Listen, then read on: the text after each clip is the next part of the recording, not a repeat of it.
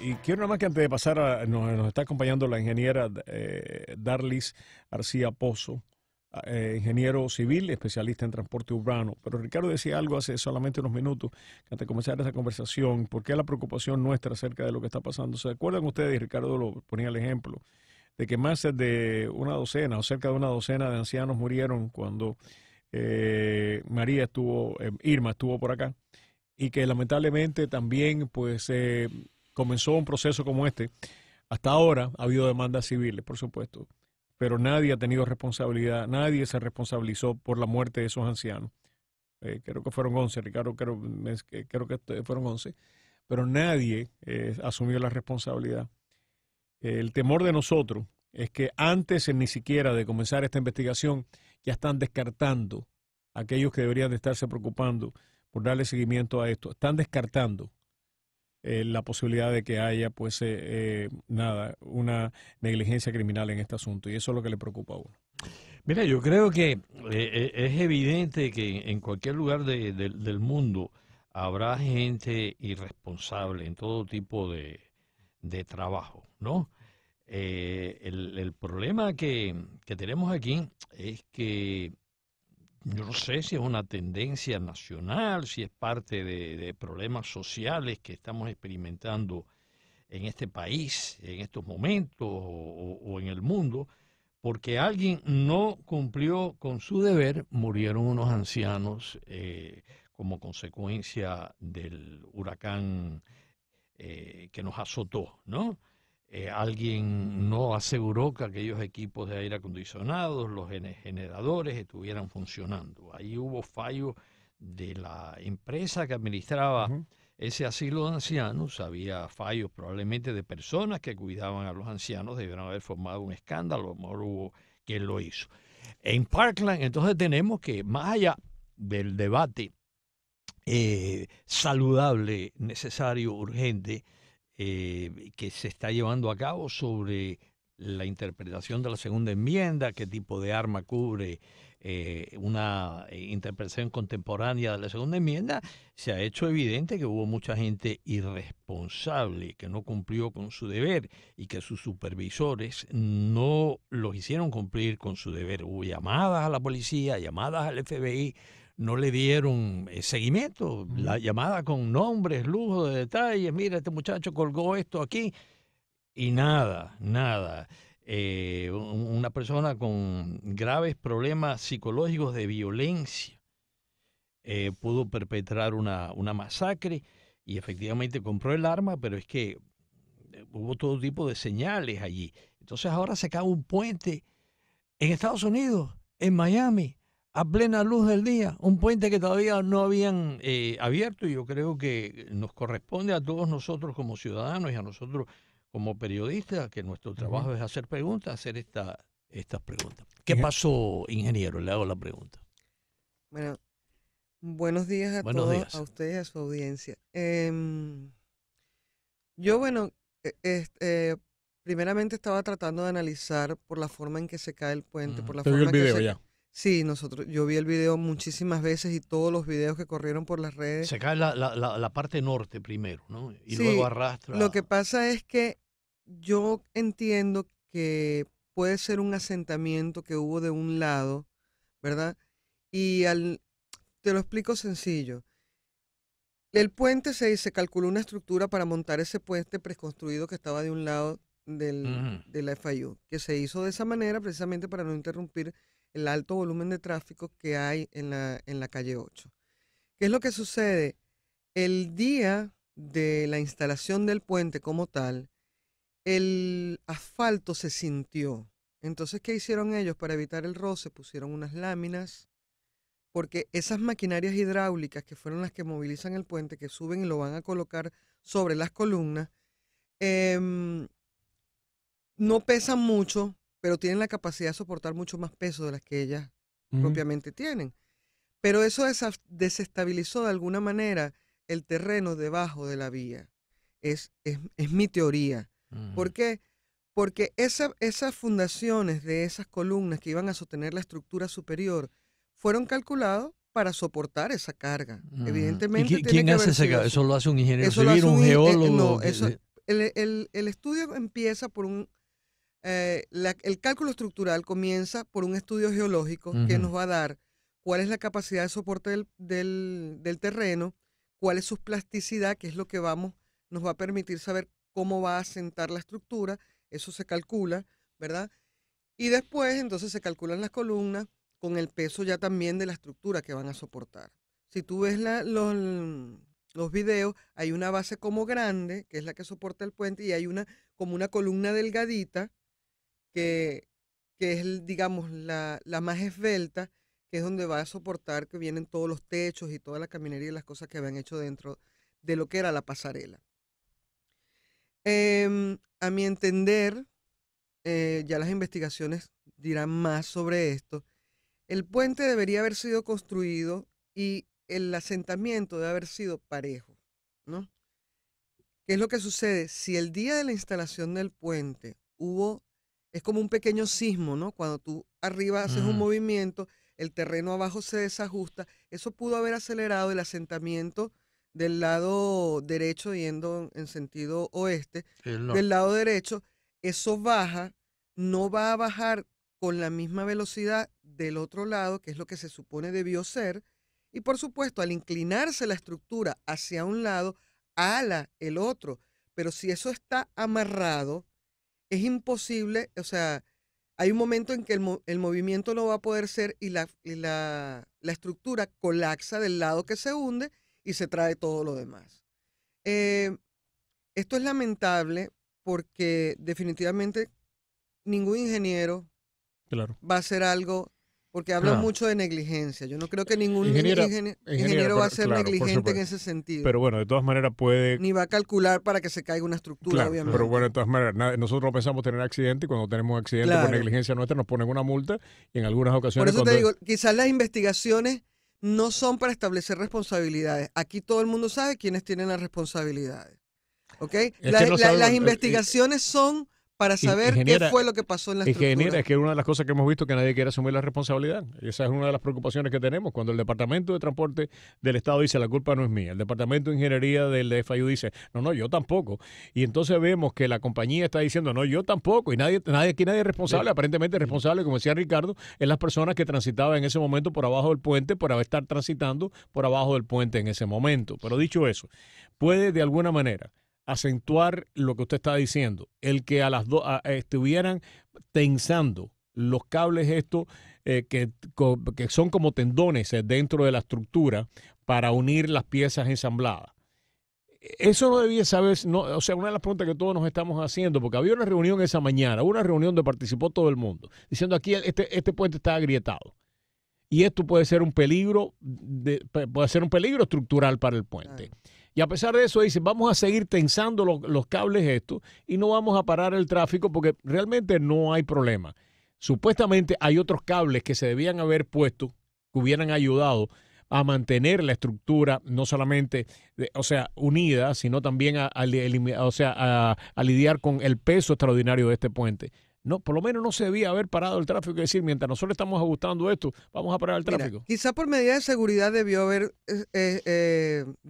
trabajado sin tránsito vehicular. Primero porque tú tienes unas grúas atravesadas, que en cualquier momento una grúa puede caer sobre un carro. Imagínate tú que no el puente, ¿no?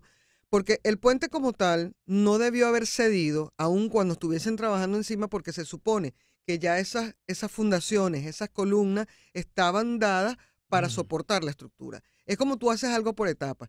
Ellos tenían que montar esa estructura allí para después hacer lo de los cables y todo lo demás, incluso para hacer algunas instalaciones posteriores, porque acuérdate que eso iba a ser como una caminería que tenía mesitas, wifi y toda esa cantidad de cosas. Eso debió haber estado estable, ¿ok? Sin embargo, por medidas de seguridad, dice, bueno, vamos a quitar el tránsito, pues estamos trabajando con grúas, estamos haciendo cosas, a quitar el tránsito. Pero no necesariamente el hacer eso en ese momento iba a traer como consecuencia que el puente se cayera. No sé si me explico. La consecuencia era que no le caía alguien arriba. Claro, el puente debió haber estado estable y permitir que se trabajara encima de él. ¿Y cómo se determina, sin ningún riesgo? ¿Cómo se determina eso? Usualmente, ¿quién determina eso? ¿Hay una entidad del gobierno? ¿Es responsabilidad de la firma constructora, es responsabilidad de la firma del diseño. ¿Quién determina, mira, está estable el puente? Es una responsabilidad conjunta porque tenemos entendido que esa mañana, horas antes de que ocurriera el desastre, hubo una reunión allí en que, entre otras cosas, se discutió que se habían detectado grietas. Yo no soy ingeniero civil, yo soy Sí, pero fíjate, hay que ver qué tipo... Si a mí me dice que hay yo veo una grieta en la pared de mi casa y a mí me preocupa, la llamo a usted inmediatamente para que me diga, óigame, me voy para un hotel, salgo corriendo de aquí. Bueno, eso es como las casas del Doral, ¿ves? Sí. Todas las paredes, muchas tenían grietas, porque estamos fundados sobre un gran pantano. Ajá. Y entonces el constructor te dice, no, en la que la casa termine de asentar, ya no va a haber más grieta, pero quedó eso allí. Pero hay grietas que Yo no son... salgo corriendo. pero pero hay grietas que no son peligrosas, ¿no? Hay grietas que sí hay que no observar. son peligrosas para un experto, como usted que conoce de Claro, eso. Yo veo claro. una grieta de ese y con toda... no me arrepiento, no me abochorno de decir que yo salgo corriendo. Sí, pero lo que te quiero... Estamos lidiando aquí con un tema claro, público, una lo que te obra quiero pública. significar que, no, y no solamente eso, sino que es una obra llamada a salvaguardar vidas de los muchachos que Claro. no pasaran la calle 8, que tiene un tráfico inmenso a toda hora y que es muy difícil de cruzar. El último Sí. accidente fue una chica que fue Alguien murió. atropellada allí, ¿no? Ujú. Pero como te explico, esa grieta desde ese punto de vista debió haber sido observada. ¿Qué características tenía? A nivel de ingeniería tú puedes decir, bueno, grietas a 45 grados son grietas por corte, entonces tú dices, eso es producto de exceso de peso. No sé qué tipo era la grieta porque en realidad yo no la vi. Y los ingenieros allí tienen que haber sabido qué es lo que pasa. ¿Cómo un ingeniero determina si es por una cosa o lo Porque otra? a veces puede ser un mal vaciado del concreto y no corre peligro, sino simplemente es una cosa que después estéticamente se rellena, pero si una grieta que tiene un nivel de profundidad, un grado de inclinación de cierta forma, o sea, hay maneras de analizar eso. Pero yo me imagino Eso que fue- la preocupación existió porque si no el ingeniero de Fix no hubiera llamado al DOT, si no hubiera informado de FIU, si no hubiera habido una reunión con todos los actores comprometidos en esa decisión durante 2 horas la misma mañana del debate. O sea que por lo menos lo que ellos observaron visualmente fue lo suficientemente preocupante como para provocar todo este nivel. Hay un señor que se llama Gordon, que es el que está a cargo precisamente de evaluar forensicamente todos estos accidentes, exacto. que dice, en estos casos se peca por exceso, no por defecto. Así es. O sea, cuando uno ve este tipo de cosas, provoca este nivel de preocupación que evidentemente existió, porque si no, si visualmente hubieran dicho, no, esto es básicamente esto lo que evidentemente puede ser, es una falla de concreto y no tiene no hubieran llamado de falla, no hubieran llamado al DOT, no hubieran llamado, no hubiera provocado todo lo Quizás que en ese sucedió. momento el error fue cierren la calle. El error fue lo no que está haber diciendo decidido Gordon. cierre la calle y baje la estructura. Claro, no, y contesten la llamada. Porque la llamada creo que se hizo el martes. El martes y el jueves fue que... Creo que escucharon el mensaje el viernes. Alguien recibió una llamada, yo diría, a usted no le llama, a mí, ya le digo, yo no soy ingeniero civil, no conozco de estas cosas, pero a mí me sorprende que si hay una obra de tanta importancia y sobre todo de tanta importancia porque hay vidas que pudieran correr peligro, se hace una llamada a una agencia pública, al Departamento Estatal de Transporte, un ingeniero que trabaja para la firma de diseño y dice, mire, que déjeme hacerle saber que vimos una grieta, no creemos que sea un peligro, pero entonces el funcionario que recibió la llamada no chequea a ver si le han dejado un mensaje. ¿Qué otro tipo de mensaje puede que ya te bañamos el perrito? O sea, ¿qué mensaje? Yo me imagino que esto es un teléfono público. Lo llamaron a su oficina, no lo llamaron a su casa.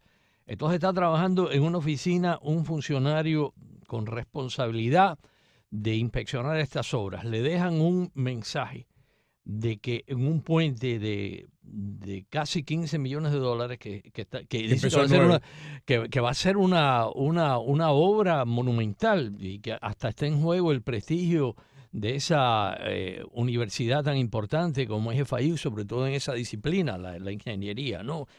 Civil, y entonces no contestan la llamada, no se enteran de la llamada hasta después que salió el el puente, a mí como periodista, como ciudadano, me llama la atención. ¿A usted como ingeniero no le llama la atención eso? No, obviamente esas son llamadas que hay que atender urgentemente, es Ujú. obvio. Lo otro que a mí me llama la atención es, ¿esa grieta se produjo cuándo? Ujú. Porque si se supone que esa estructura fue inspeccionada antes de pasarla de un lado y colocarla allí. Si esa estructura estaba en perfecto estado en el momento antes de montarla sobre de los equipos hidráulicos para asentarla sobre las columnas y después aparece una grieta, quiere decir, a mi entender y a mi ver, que algo está pasando. O sea, si yo tengo una estructura que yo la vi donde se construyó y tenía una grieta, debí haber estudiado la grieta antes de colocarla. Si esa estructura no tenía esa grieta y se decidió, bueno, la estructura está perfecta, ya la chequeamos, vamos a colocarla Sí. encima y después se ve la grieta, tú dices, aquí algo está pasando, la estructura va a fallar. Y quizás si estuvo bien en el momento en que la trasladaron y que la colocaron, cuando aparece esa grieta, que es un síntoma de que algo está sucediendo, debieron haber pensado, quizás está pasando un asentamiento y hacerle un soporte o levantarla o simplemente, mira, es mucho el trabajo, pero hay que Ujú. desmontar la estructura o vamos a soportarla mientras averiguamos qué es lo que pasa. Hay un artículo que estoy leyendo, ingeniera, que dice de que en este diseño, y esto es una cuestión de diseño, los pilones debían haberse Los pilotes. usualmente, los pilotes debían Ajá. haber, usualmente, o sea, los pilotes usualmente para los puentes se hacen primero o sea, se hacen al mismo momento que se empieza a poner la estructura. Y que en este diseño los pilotes nunca, o sea, estaban para el final del proceso de tensar o sea, los cables que unen la estructura. Y que si hubiera estado los pilotes ya, aquí dice pylon, y busqué la traducción y dice pilón, no sé, Sí, es pilotes, pilotes, es son pilote, pilotes ok. de concreto, sí. Pilote de concreto, que si hubieran estado, la parte hubiera, donde más hubieran favorecido era la parte que colapsa, que es la parte norte. Es lo que está diciendo aquí uno de los expertos que estoy Bueno, leyendo. fíjate lo siguiente, respetando lo que dice el colega, ¿no? Pero tú no puedes colocar primero la estructura antes de hacer la base, tú no puedes hacer el techo de una casa antes de colocar las fundaciones. Los pilotes son las bases de la estructura. Entonces tú tienes primero que hacer tu sistema de pilotes. El Ujú. concreto generalmente alcanza su máxima resistencia en 28 días, ¿verdad? Después de eso, sobre los pilotes, tú haces las columnas, que son las que la parte visible que va a sostener la estructura, y es cuando se coloca la estructura. Tú no puedes poner una estructura guindando del aire o de una cosa que Claro, no por soporte supuesto. si no tiene fundaciones. Y lo otro es que, bueno, que esos pilotes fueron calculados para estar en ese tipo de terreno. Ya. 9:44, regresamos. Continuamos con este programa especial. Darlis Arcia Pozo, ingeniera civil, especialista en transporte urbano, tránsito y vialidad. Especialización de la Universidad Simón Bolívar en Venezuela. Nos estás acompañando en la mañana de hoy para tratar de entender lo que sin lugar a dudas va a ser un reto para muchos en las próximas semanas, en los próximos meses, que produjo el colapso de este puente. Por supuesto que se cometieron errores, decía y leía hace solamente unos minutos y lo citaba aquí en la conversación interna a Modesto Maidique, que fue presidente de esa universidad, que graduado, egresado de la Universidad de Haití de Ingeniería, que estos son básicamente, esto se convierte en problemas mucho más complejos y que eh, tienen efecto de cadena. Falla uno y ahí empiezan a fallar pues diferentes sistemas.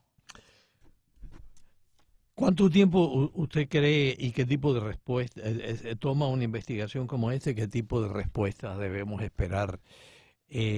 No solo los profesionales como usted, que tienen un interés especial en esto, sino los ciudadanos, las personas que nos creemos con el derecho constitucional de poder transitar una vía pública a la 1:47 de la tarde sin que nos Con caiga seguridad. encima un puente. Mira, la respuesta, como te dije, las responsabilidades, ya todo el mundo sabe quién tiene responsabilidad. Realmente la investigación no está dada para establecer responsabilidades, porque aquí lo que se quiere es buscar una cabeza que cortar.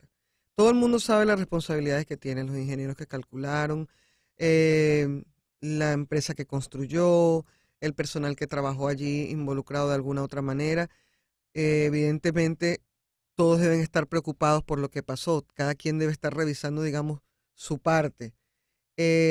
Obviamente, la investigación, como ya escaló a nivel federal, va a ser un forensic de la estructura. Eso va a llevar tiempo porque no es lo mismo evaluar una estructura en el momento en que, o sea, estando lista o en el proceso previo de que dice, bueno, estamos vaciando un concreto, vamos a tomar una muestra, vamos a hacer estudios de resistencia, que eso es lo normalmente que se hace, igual se hace con el Eso es suelo. lo que Se en toma... inglés dicen un stress test. El Sí, estudio de resistencia, como se dice en sí, español. exactamente. Y eso es peligroso en cualquier tipo de obra, pero sobre todo en una obra de esta que es un puente que va sobre una vía No tan debería, importante. no debería ¿No? ser peligroso, porque si una estructura no tiene problemas, no, o sea, si está bien diseñada, está bien colocada, no tiene por qué tener problemas. Esos son, digamos, análisis o pruebas normales que se hacen a todas las estructuras. Vuelvo y repito, el problema de esto fue que se suscitó una falla que obviamente el ingeniero en la empresa no suponían iba a suceder. Entonces vuelvo y les digo, cuando tú ves la grieta, ¿en qué momento se genera la grieta? Después que lo colocamos en la estructura. Si la grieta se suscitó después que fue colocada la estructura, tú dices, aquí está pasando algo. Si esa se está, si la estructura, es la plancha, que, o sea, que es la que está arriba, que va a ser la caminería, la pasarela, se partió o se está partiendo o le está sucediendo algo, eso es un movimiento, como tú decías, en cadena. Hay algo por aquí que está fallando, porque si yo tengo, yo hago el símil con una regla, ¿no? Si tú tienes una estructura aquí fija y baja de un lado, Arrastra la entonces tú otra. dices, claro, arrastra todo lo demás, entonces tú dices, mira, se puede partir si yo sigo alando de un lado y el otro que está anclado resiste Ujú. a ceder. Eso básicamente entiendo yo que pudiera ser una de las investigaciones que me imagino que se va a poner de manifiesto es el estudio del suelo, qué pasó con el suelo, cómo se comportó. Incluso deberían, claro, la calle 8 tiene muchísimos años, pero los estudios preliminares de suelo de la calle 8, cuando se hizo esa calle, deben existir aún. Y entonces decir, tomar unas muestras ahorita en este momento para ver si fue que alguna vibración cuando se colocó la estructura, ¿verdad? Que se transmite al suelo a través de estas estructuras, estas maquinarias hidráulicas que movieron la estructura para colocarla en su posición final, generaron algún tipo de movimiento en el suelo, en el terreno, que pudo haberse manifestado en que hubiese un asentamiento Ujú. precipitado del lado del canal, que no por estar en el canal tiene que haber sido así, pero si se precipitó ese movimiento es lo que hace que la estructura baje de un lado y que colapse. Ujú. Hay que poner en entredicho ahora, producto de esto, esta tecnología, porque supuestamente la tecnología no es nueva. FIU se había convertido en nada, en la meca de este tipo pues, de trabajo, ¿no? Pero no es nueva. Lo que supuestamente, por lo que he estado leyendo, es nueva es el diseño del puente en esta tecnología. Es un diseño, primero que todo, es un diseño mucho más pesado, donde se utiliza mucho más concreto o sea, que acero. Y el ancho, el largo, hay una serie de cosas que hacen único a este modelo en esta nueva tecnología. Pero me imagino que ahora producto de este accidente, no solamente hay que averiguar qué es lo que pasó en el accidente, sino además me imagino que la tecnología nuevamente estará puesta a prueba, ¿no? Bueno, yo no sé hasta qué punto lo novedoso de la tecnología, porque el construir un puente de un lado y después trasladarlo, yo no sé si ustedes han visto en alguna parte, imagino que los oyentes también, que hay casas que tú las sacas Sí, sí. completamente, Sí. entonces haces las fundaciones en otro sitio y después vienes y colocas la casa, más o menos similar a lo que está haciendo esto. Se construyó el puente de un lado, se hicieron las fundaciones y después con un sistema hidráulico se levanta y se coloca. Si el sistema novedoso fue la estructura per se, ¿Cuál es el sistema novedoso? Porque la gente incluso hablaba, ¿por qué no le pusieron una columna en el centro? Igualmente iba a suceder eso. Si el terreno cedía de un lado, pues entonces se hubiese caído la mitad nada más, porque a lo mejor una columna central hubiese sostenido la estructura. Pero hay estructuras que se pueden calcular. Es como cuando los arquitectos diseñan espacios así que no quieren columnas en el centro.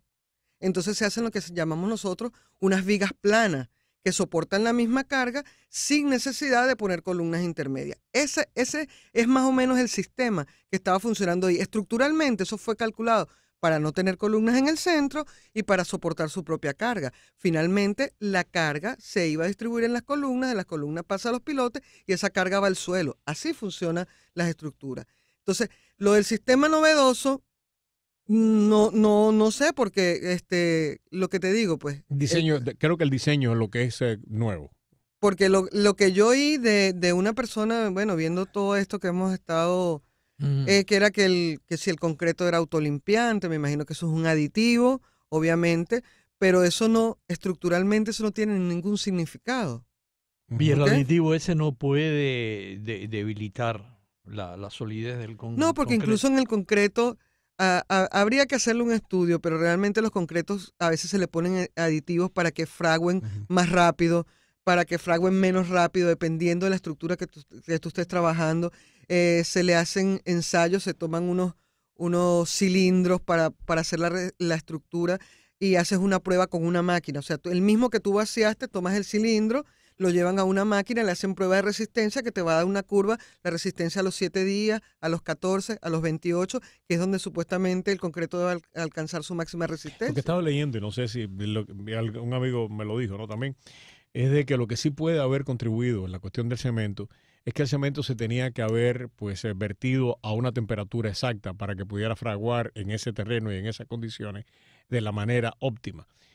Si eso tú te demoras mucho o te demoras un poco y la temperatura cambia y tú no devuelves el camión de concreto para ahorrar gastos o porque crees que 1 o 2 grados en la temperatura del concreto no van a terminar teniendo un efecto, y en muchas ocasiones eso sucede, los contratistas lo hacen para ahorrarse dinero, porque una vez que tú devuelves ese camión porque no está en la temperatura exacta, comienza un debate con la compañía de concreto y la compañía que está realizando la obra, o sea, de quién es la culpa que haya que haber devuelto el camión de concreto, porque eso alguien lo va a tener que pagar. Claro. Y si el vertido de concreto se demoró por alguna razón, y eso es otra de las cosas que habrá que averiguar, y la temperatura del concreto no era exactamente la indicada para que fraguara de la manera correcta, puede haber producido también esto que usted estaba diciendo. ¿Es así o no? No, eso es posible, pero yo hago otra pregunta con respecto a eso. ¿Cuánto te puedes ahorrar tú en unos camiones de concreto, en una infraestructura que cuesta tanto dinero como eso? Mi querida ingeniera, no voy a entrar en esos detalles porque también uno se pudiera preguntar cuánto se pudieran haber ahorrado por no haber hecho la prueba a las 2 de la tarde y haberla hecho a las 3 de la mañana. Lamentablemente, lo que aquí había un viejo, o sea, refrán publicitario que decía que aquí lo que importa es el catch. Y en algunas de estas decisiones lo que termina importando es precisamente los kilos que se terminan ahorrando. Sí, pero tú no te puedes ahorrar a costa de las vidas de las personas. Y estamos todos, estamos de acuerdo. Eso y no estoy diciendo que haya sido esa la causa, pero lo que le estoy diciendo es que... Sí, lo que pasa, a lo que tú refieres es porque el concreto al cierto momento ya comienza a fraguar, entonces comienza a subir el agua y ya la mezcla pierde homogeneidad, ¿no? Y eso sucede si el camión llega tarde o si se tardó, no están listos los encofrados para hacer el vaciado. Eso es la temperatura parte del concreto. Yo he hecho de todo en mi vida, entre ellos he trabajado en la construcción y he tenido que tirar concreto, ¿no? Y ese concreto, cuando se demora esa concretera, la temperatura de ese concreto se pone elevadísima. Ese concreto no fragua, y más con empieza a rajar. Con estos climas floridanos. Empieza a rajar y continuamente, ¿no? Y uno mismo tiene que marcarlo, cortarlo, para que parta por donde uno quiera, porque si no, tiraste la placa y ya la pierdes. Y la pierdes completamente. Sí, completamente. Eso es cierto. Pero como te decía, pues, o sea, ya las investigaciones van a definir cuál fue verdaderamente la causa. Yo pienso que una de las cosas que primeramente tengan que ver es lo del asentamiento del suelo. Evidentemente, uno calcula para que se produzca un asentamiento en un determinado tiempo, en una cantidad de centímetros que va a ser imperceptible para el público, porque la estructura debería bajar parejo. Pero, como te digo, las investigaciones están llamadas a saber qué fue lo que pasó, no a quién tiene las responsabilidades, porque cada quien sabe las responsabilidades que tiene.